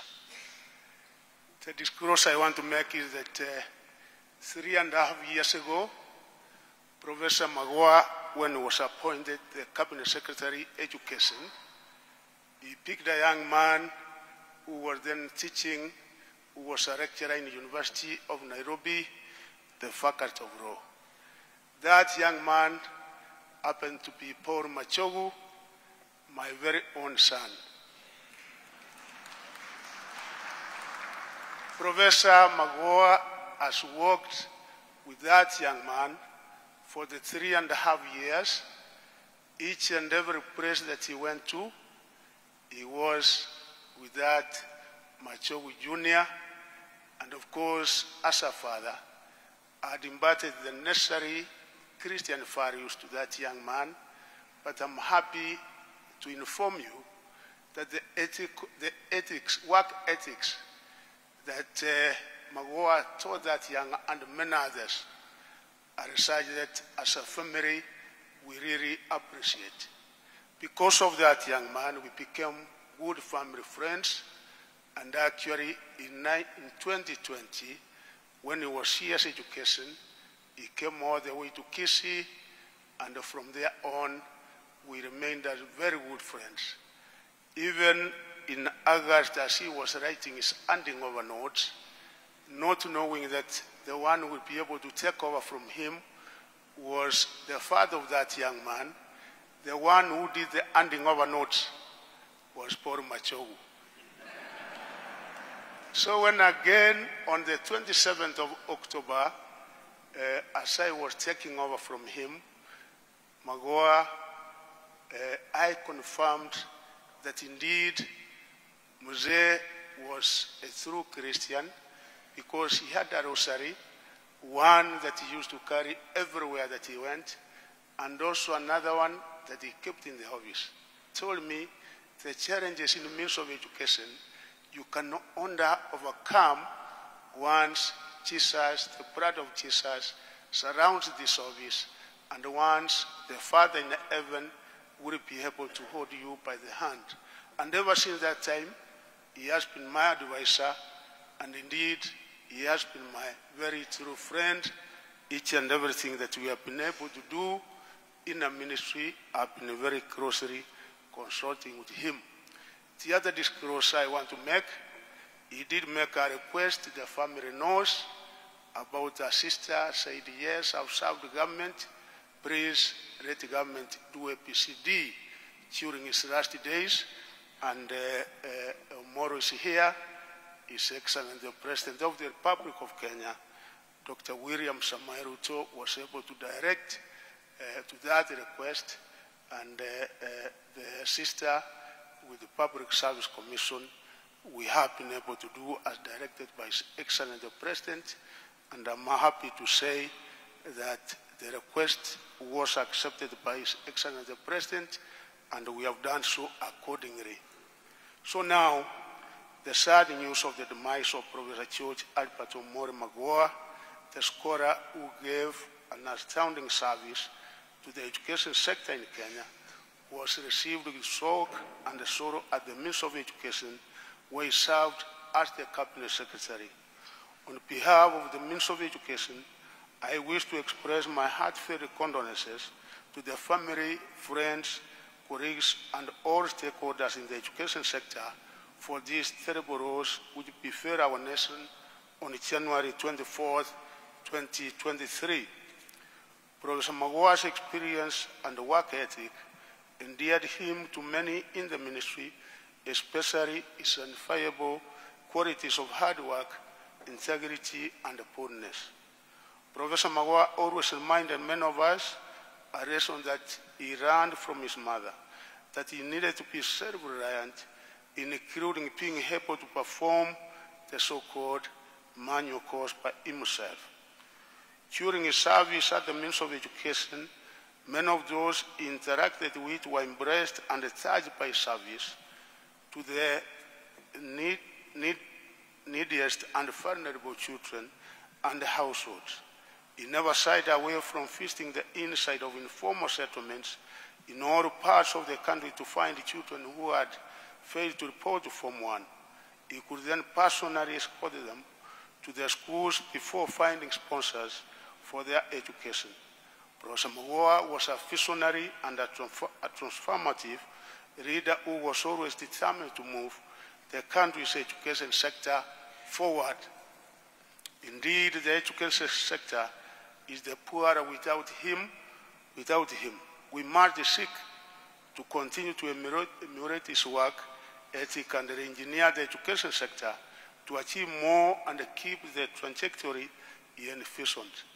Particularly, we must keep the spirit of tenacity and the focused approach that Professor Magoha embroidered in his work, and undertake me and my entire work, the Principal Secretary and the entire team in the Ministry of Education, that indeed we will not be able to lower the bar.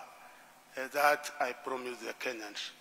To the family, Dr. Papura Magoha, son Dr. Michael Magoha, the extended family, friends, colleagues, and peers, we must remember that those we have held in our arms for a little while, we hold in our hearts forever.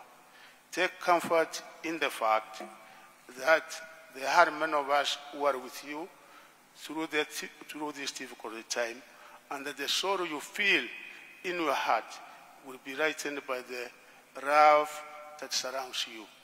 May God Almighty let the soul of Professor George Magoha in eternal peace. Thank you, and with this now, I want to invite my colleague, Eliud Owaro, who will be able to make a statement on behalf of the Statement of Kenya and on behalf of His Excellency the President, Dr. William Samoei Ruto. Doctor, my friend, welcome. Thank you.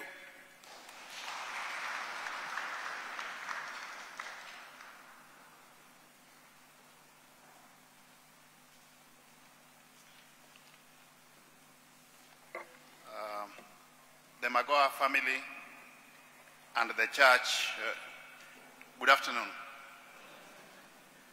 Before I proceed, I seek your indulgence. I want to donate half a minute of my time to Professor Njuguna Ndung'u as a former colleague of Professor Magoha all the way from the university, just to say something about Professor.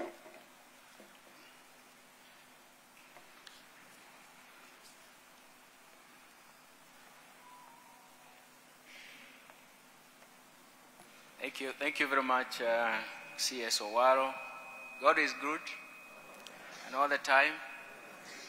Thank you very much. I just said I need to say a word because I come a long way with the family of Professor Magoha, the late Professor Magoha. For me, he has been a friend, he has been a colleague, and he has been my boss. So I think I combine so many aspects. I do remember that our young kids were actually playing together, Michael and my daughter. Michael was much slightly older than my daughter, and we were neighbors for several years. And after that, the first person who gave me leave of absence to leave the university and join the central bank was Professor Magoha. But I had a price to pay. That is why I like to eulogize him as one of the master of excellence.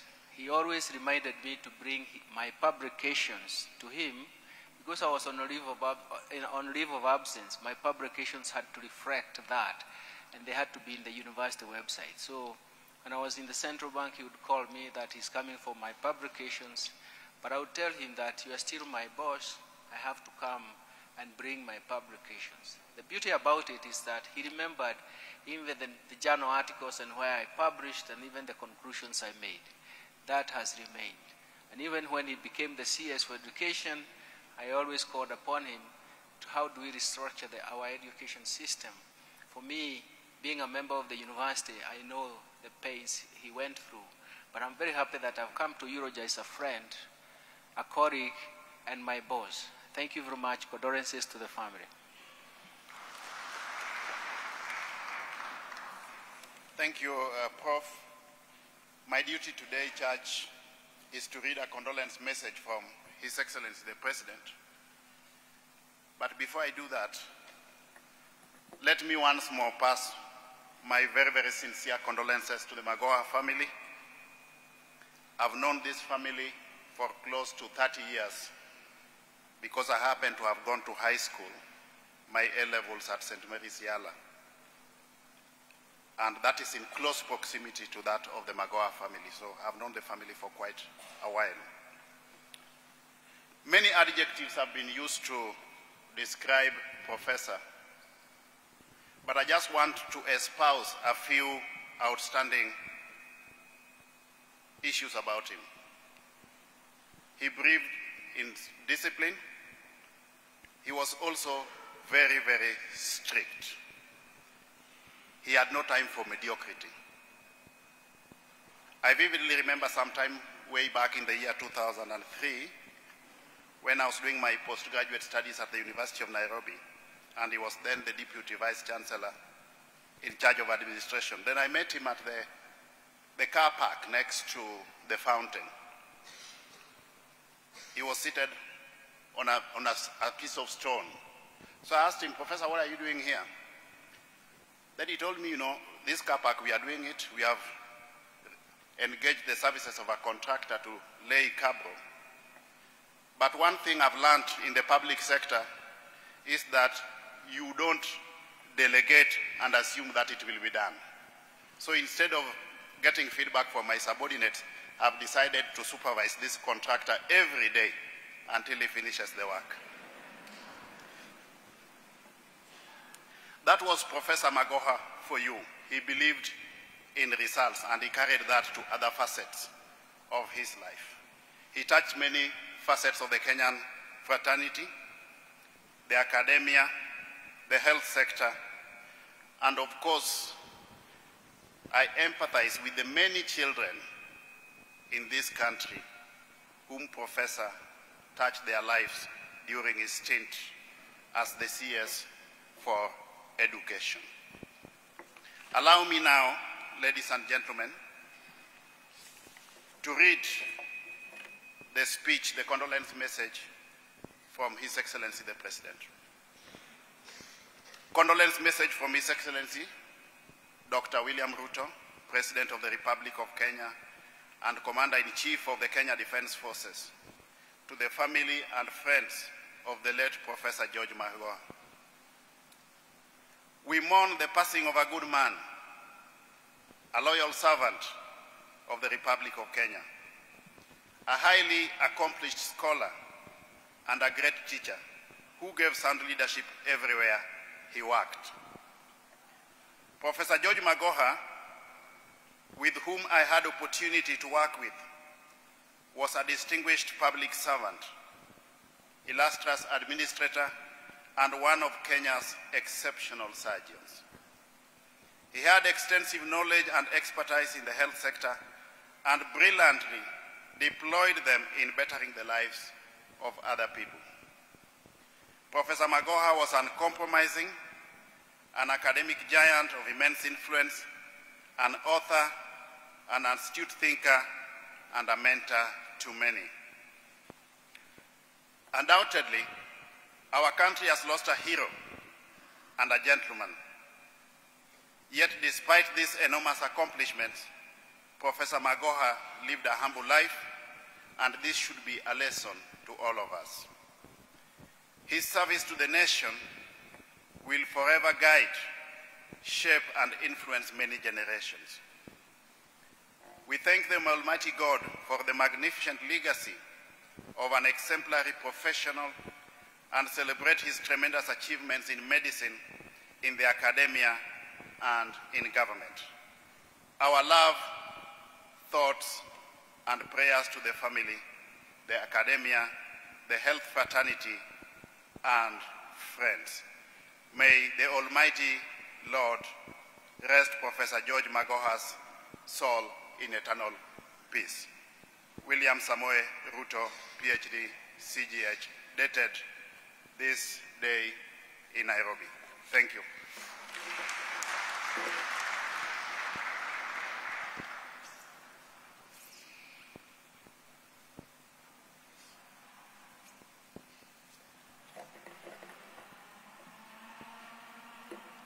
Thank you, CS Eleidowalo, and I'd like to now take this opportunity to go to the family, and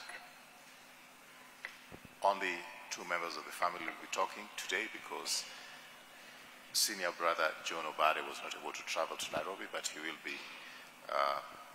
at home in Siaya. So it's now my privilege to ask our son, Dr. Michael Magoha, to come and make his remarks.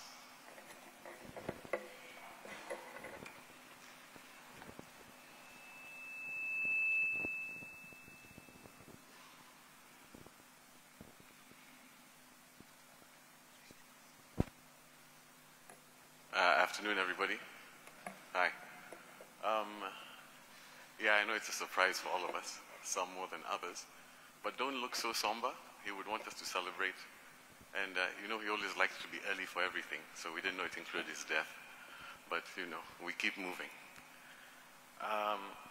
I really wondered what I'm supposed to do, because I'm supposed to give a tribute, which means to express your feelings. And I personally find it a bit strange, because how do you condense your entire life into 10, 15 minutes with someone? Sometimes it feels a bit insulting, but what would he want? And I've had the chance of writing a few speeches for him. He never read them. He just got the talking points. And he would say I should just speak from my heart and just to be honest. And then the second thing that hit me is, who am I talking to?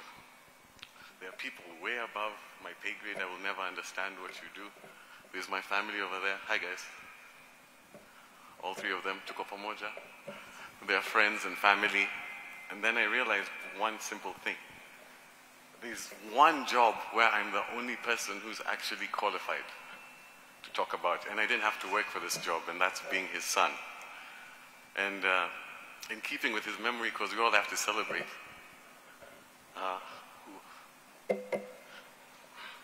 Don't worry, relax, relax.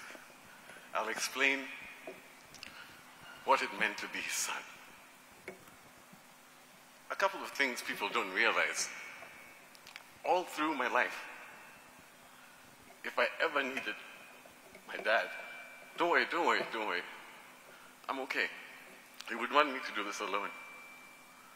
He was available. It didn't matter if he was a surgeon, if he was a cabinet secretary. And that's because he believed in family. And it was always the same. One phone call. If he can talk, he talks immediately. If he can't talk, immediately he finishes, he would come to me. And that's for 38 years of my life. And it's funny, I'm happy people touched upon it, because I used to get the usual questions of, how is it being raised by this Kali person, etc. I never saw that person. I'm the same with my mom. That's why I really love this picture. This is all I saw. He just smiled, and to put it very simply, he always just kept it very simple. Just, they kept telling me all the time, I don't know if they even realize this, all they said is just do what you're supposed to do when you're supposed to do it. It's that simple. And that's all he did. And it's great watching him over time. Everybody always talks about his successes. But I'm blessed because I got to see when he failed.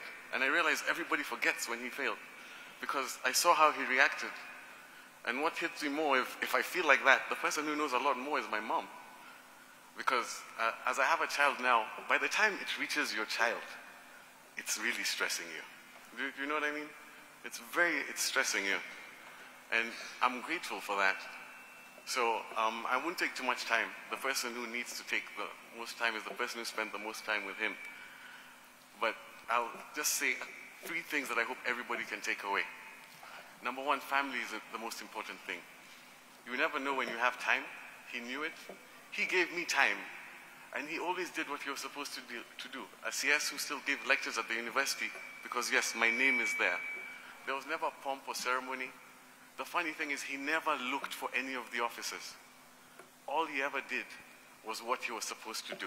And if he saw that there was something that was wrong, he just continued. If the office looked ugly, it's like, this office has to be revamped. Where do I get money? If there are too few doctors, how do we organize doctors? And then pap, pap, pap. And whenever he got an office, the other thing I remember is he was always waiting to retire. He was waiting to leave. The discussions were, what's going to happen when I leave the university? Next he's appointed somewhere. Next he's appointed somewhere else. And that makes me feel strange because I spoke to him, well, I was with him all through. But when I was talking to him before, I was really talking to him about, sorry, there's too much on my mind. We share several offices, so that's a very strange thing. And we have the same name, so every now and then I get a text that's meant for him, which I thought was very funny. And since we're always honest to each other, I thought that was just, it was quite funny that I could always see where he was going and how he was trying to take care of me, or what he was struggling with, or how he hid it. I could go on and on because it's 36 years, but 2 stories come to mind. One was we were sitting with him in the house. I was struggling with something, and I came to him, and he reminded me a story which I completely forgot. I was just in high school, I was in boarding, and you know how children now, you compare yourself to other children. So I had clothes, but I didn't have the cool clothes that all the other children were wearing, and they had many of them. And I remember telling him, Dad, can I get more of this? Then he just smiled. He's like, just go up to your room, put the clothes that you have. Then he gave me some time. Then when I went there, we're talking about tracksuits, because that was the cool thing at the time. I had 2 of them and 2 pairs of shoes. I was like, everybody had like 5. So he's like, do your friends have these? I'm like, no. Do your friends have these shoes? He's like, no. But he's like, but they have many. Sindio? I'm like, yes. So he started laughing, and that's actually what I miss, his laugh. And it was really heavy. Then I was wondering, why are you laughing? And then he said, what you do is tomorrow, you go to school, you tell all those friends who have all those clothes, ask them why they're wasting so much money buying so many clothes, that they should look to you only has 2 that are lasting for this long, and you go and tell them this exact thing. I'm sorry that you have to do so much for other people, but look at me, I'm the standard. So if you have these, then you're okay. So those are the small things I think about. He made me realize, stop comparing, just do what you're supposed to do when you're supposed to do it. It's that simple. Everybody makes it seem so hard. But if you tell somebody the truth, they won't be happy. But if you're doing it properly, that's it. Trust in God. The same quote that's in one of our desks, for the Lord did not give us a spirit of fear, but of faith, hope, love, and sound mind. And that's what my dad is. He was always hope. And that will continue. I think, like I keep saying, I can just keep on going. But the last one, this one goes to everybody. Towards the end, one quick note. I have to say this for the doctors. How many professors do you know that most of their mentees are professors? You know, it's a small thing. If you're in medicine, you know exactly what I'm talking about. Those are the people who came to support and help me. Always his mentees. He spent time with them. Every one of them has an individual relationship. A lunch, a coffee, a phone call, a funeral, a wedding. And that's what impresses me, because that takes time. It takes time to be human and spend time with people. That's one thing we're all missing. So forget pomp, ceremony, anything. Spend time with people. That's what he would want you to remember. Talk to the person next to you. Find out what's going on with their children. Just spend time with them. And he kept telling me this thing. If there's somebody behind you, somebody stands behind you, what do? You protect them. If somebody stands beside you, regardless of what they believe, their creed, their politics, anything, if they have decided to stand beside you, you respect them. It's literally that simple. And the last one, which he told me, if anybody stands in front of you to push you back, then it's fine. You smile and you look at the people beside you and behind you, and you show them the strength that you have now. So with that, and you trust in God, you'll be okay. So if we all do that, I think we can all be better. We can honor his memory. It's good he did all of those things, but he only reached there because he kept it simple. Do what you're supposed to do when you're supposed to do it. Thank all of you for coming to spend time and see my dad rest and spend time with the family. We'll still be here. Hopefully we'll become friends. Regardless of wherever you are still who you are. So God bless you all. Thank you.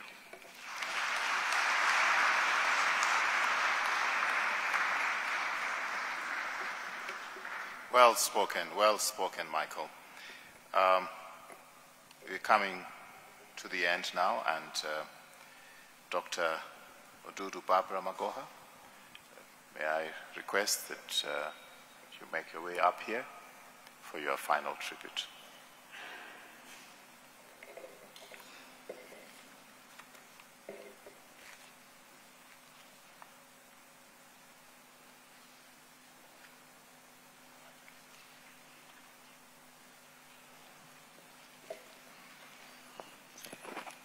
Good afternoon, everybody. Today, a vision of 1980 has finally come true. It is a vision about my 2 parents, my father's 2 friends, and my father-in-law. And this is what took place. My husband, George Magoha, came to Nigeria in 1972 I had a scholarship the same year before finishing O-level to study medicine. My father disapproved of me applying for that scholarship. He told me I was blocking the poor. A few months after, my father passed on in 1973. I had to get that scholarship guaranteed by his friend. That's the number one friend he had. When my mom went there, the man said, I needed to see your daughter before I can guarantee the scholarship. When we went there with my mom, he took a look at me and said, and gave my mom a dressing down of the century. He said, this one will never come back to this country. Why do you want the government to imprison me? My mom went to the office crying, and a junior officer guaranteed.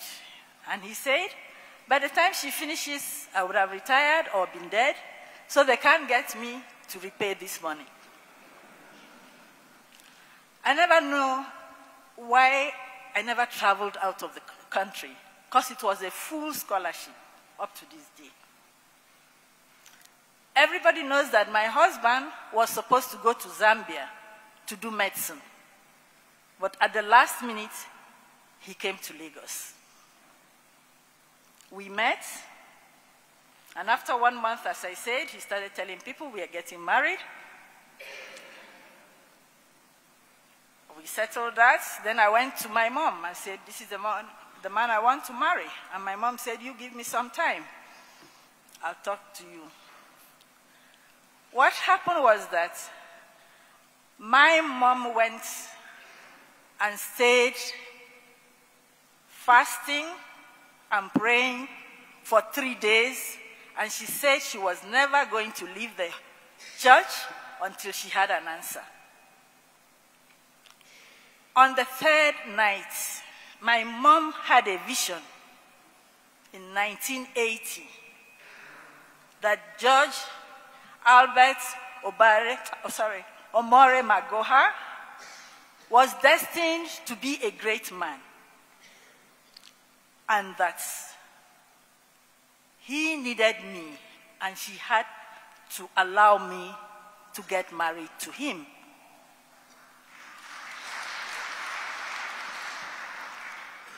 So my mom came back crying and said her hands were tied. But she gave my husband 2 conditions. The first one was that I had to finish my undergraduate studies. The second one was that if he married her daughter, he had to marry her too. And he asked me, what was that about? I said, it meant from now on, I've transferred responsibilities to you. You take care of my mom, you bury my mom if she goes before you. Since 1989, my husband made sure he paid for my mother's air ticket every year until she passed on in 2008.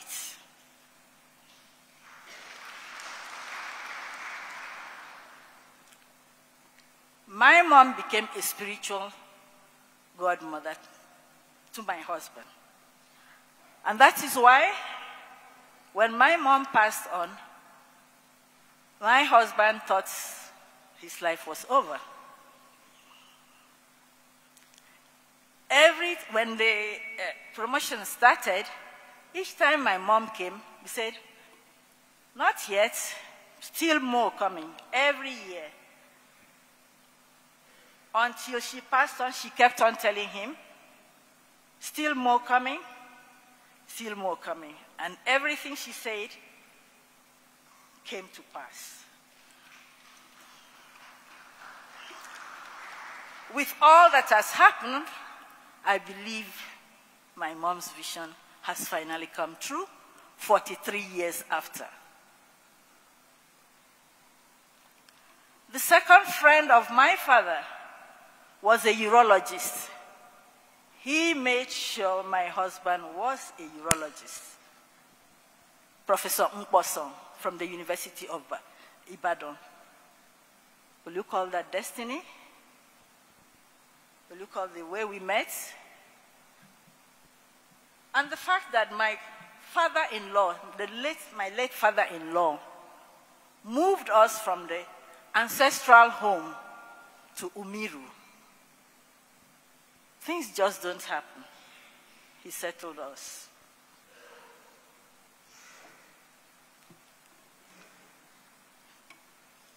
From then on, my husband's life has been on 3 pillars. His God that made him, Stare that molded him, and medicine. Everything of his, he did in medical precision. You take history, which is the problem, you investigate, make a diagnosis, and make a decision. Some people found it odd. We medics, we don't have time for storytelling. It's either this or that. And you go to theater. When you go to theater, when you come out, relatives are waiting. The first thing is, how was the surgery? Among those relatives, there are people who wish the operation never succeeded because they had their own timetable. And then there are those who are truly happy that the operation succeeded.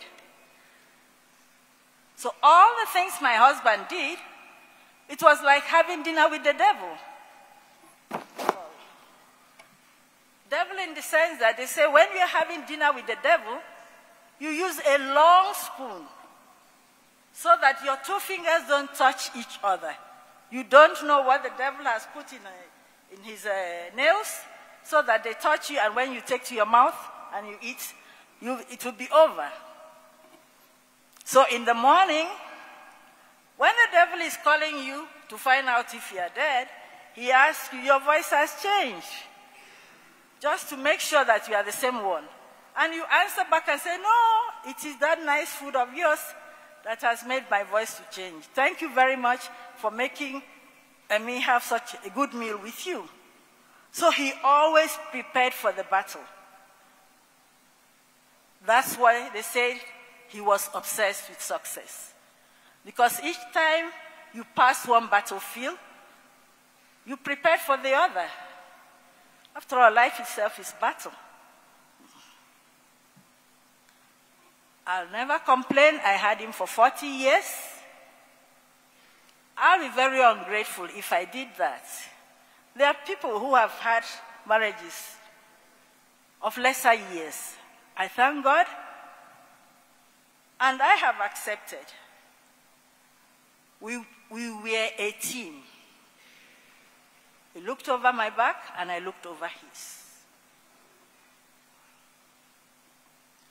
In marriage, we all know there's nothing like 50-50. There's always one person sacrificing more than the other. It could be 40, 70, but everything just came to 100. We understood that. And as a couple, we worked through that. The fact that a vision was made did not mean that everything was going to be smooth. He was not perfect, neither was I. Neither did we have a perfect relationship. But we worked through it, knowing that marriage is about 80-20. 80% meaning what the two of you share in common. The other 20% is what may divide you. So we increase the 80% and reduce the 20% in our lives to make it 0.2%. And in that way, we had a perfect marriage.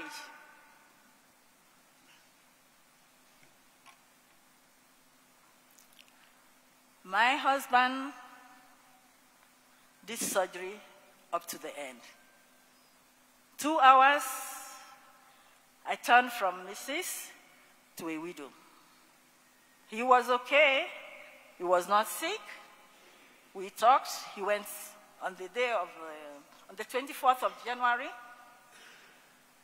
He went out, bought things to buy things for the late brother's funeral. At 2 o'clock, he told me he was chesty. I told him to rest, due to the stress, that he should rest. At 2:30, he asked me for a cough mixture, and I just pointed to him, my own cough mixture. I pointed to him and walked away because I was ironing to go to work. And one thing I liked about my husband is that he allowed me to grow. So my professional career was something of importance to him. So I ironed to go to work. While ironing, I heard him calling me in a stressful voice. When I went, I found out that he had collapsed and his head was almost knocking on the wall. I put my hand to the wall, and then his tongue was coming out, and I pressed down the tongue for some fresh air. I called the workers who were there. I screamed, and they come, and he got revived, put him on the floor. When he woke up, he said, "I want to see my son." That's when I knew something was not going right, because if he had said, "Call me Mike," that's different. Then he said, "Call me my son." 2 weeks earlier, he had said, if anything ever happened to him, I should call Professor Mwanda. So when I revived him the first time, I called Professor Mwanda, and I told him, "Please, I need to see you urgently in my house." I didn't tell him what was wrong. I didn't want to cause an accident. Then I called my son. I asked him, "Where are you?" He said, "I'm in theater. What, are you operating or assisting?" He said he was operating. I said, "Please hand over. Your father is not feeling fine. I think you better just come quietly." And he came. So when my son arrived, my husband spoke to my son. My son said, "Okay, fine." When he arrived, I said, "Your father has had a heart attack, but now it looks better." He said, "There's no problem. You must be on admission." "Where are your tracksuits?" He's the one who pointed out the tracksuits to my son, and then my son started making all the emergency calls. Sat up, drank, talked a bit, and then said he wanted to go for a long call. He was assisted. He went for the long call. Then Professor Mwanda came in, and he is the one who said, "Oh, you've arrived. Please check my blood pressure." As the blood pressure was being checked, he had the second attack, and we were rushed down there. And I think it must have been one of the most stressful things for my son when he had the third attack, knowing the implications of having a third attack. And when he finally had the fourth one, he passed, and all this happened within 2 hours. Just like a surgeon operates, finish, it's over. The following day, I dreamt he asked me, the way we used to have our discussions, pulling a seat and asking me, "What do you think I would have done in this situation?" It was best for you. It was best for me. I woke up and I said, "I set you free." That is the story of George Albert Omare Magoha. Magoha, son of Magoha, has exited the stage when the ovation was loudest. Thank you for celebrating his life with me.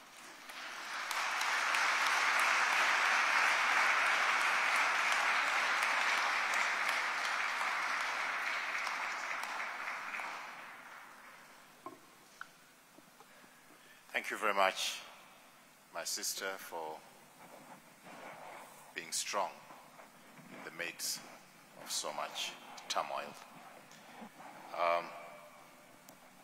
We come to the end now.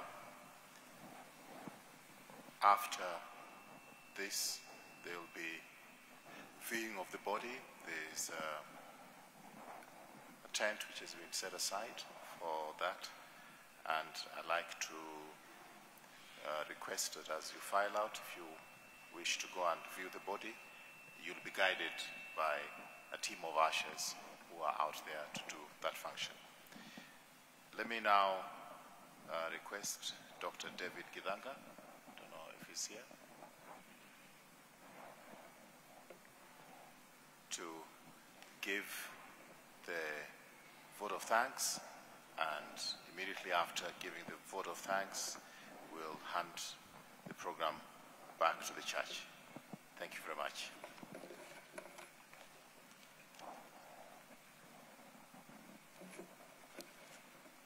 Good afternoon, everyone. Barbara, Michael, and the wider Magoha family, and distinguished pilgrims. We're all pilgrims in keeping with the theme for today. Give them eternal rest, O Lord, and may perpetual light shine on them forever.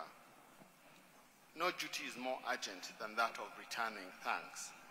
I'm acutely aware of the need to vacate this shrine. There's a service taking place shortly.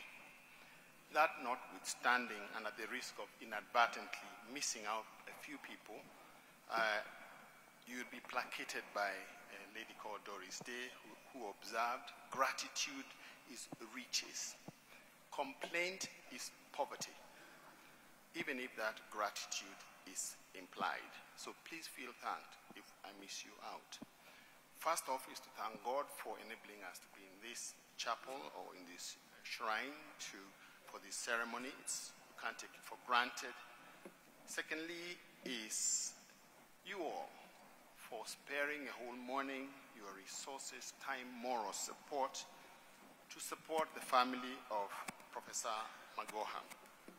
Medical personnel at the Nairobi hospital, when this call came, people lined up and actually waited at the accident and emergency, a whole retinue of people of different specialties to receive Professor on that fateful day. While here, I wish to thank the medical personnel in general, as well as Michael's own classmates and friends who have continued to remain with him in this very difficult time, and hope that they will remain to be with him in the next coming weeks. I think Professor Mwanda has been talked about quite closely, and he was summoned, and he's obviously close to Professor. And in quick tow, in his own right, is Michael Magoha. These two found themselves in doing a cardiopulmonary resuscitation, and for those of you who have the misfortune of having to do that, you require certain conditions. When you have to do it in a home setting, it's difficult, let alone when you have to do it in a moving car. It's not very easy. When you have a man larger than life who is your father and you're resuscitating, is even more of a horror. So Michael, you've done well, and we commend you.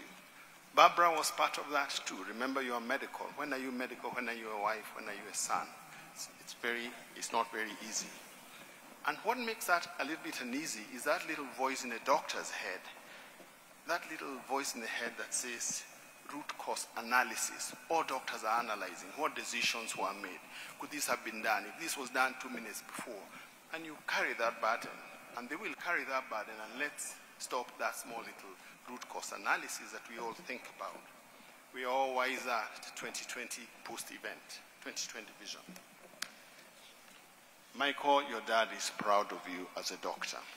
It's the whole family of Rotary, and especially the ladies. I'm not saying the men are not important, but Elizabeth Kim Kung has been, Anne Van Lowe, Sally Gitoho, Beatrice Kitanui, Jessica Kazina, Josephine Ojambo. They've been round about Barbara, really supporting her in this very difficult time. There's a whole community of West Africans residing in Nairobi who've been very supportive. Leave Funeral Home for professionalism and extreme kindness at a very difficult time. The church and the clergy of the Nairobi Hospital Chaplaincy